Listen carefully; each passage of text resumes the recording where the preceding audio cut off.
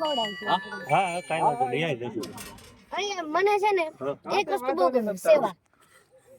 ગમે ઈ કરો, સેવા કરો ને એટલે તમારું પુણ્ય વધવાનું. હા તે વાંધો નહીં ગમે ઈ હોય. પછી માણસની સેવા કરો, દિવ્યાંગ લોકોની સેવા કરો, પશુઓની સેવા કરો, કોઈના સેવા રથમાં મદદ કરો. હું એ સેવા કરવાની છે. આ જીવન સેવા કરવા માટે જ છે. કારણ કે જેટલું તમે બીજા માટે સારું કરશો એટલું જ તમારું પણ સારું થવાનું છે. તમે ગાયોની સેવા કરો છો તો તમારી નામના વધી જાય, અને તમે જો ઈ વસ્તુ છોડીને જો બીજા કામમાં ચડી ગયા તો તમારી નામના 1 સેકન્ડમાં પૂરી થઈ જાય કે થઈ જ જાય. એમ સેવા રહીને આ એક દીવડા ઘોડે છે. એની અંદર આ સેવા રહ્યો ને એક કોયડો છે. એની અંદર તમે પોતાની સેવાનો ભાવ અર્પણ કરો છો, એ તમારું દિવેલ છે. અને પ્રગતિ છે એ તમારી અત્યારે નામના છે.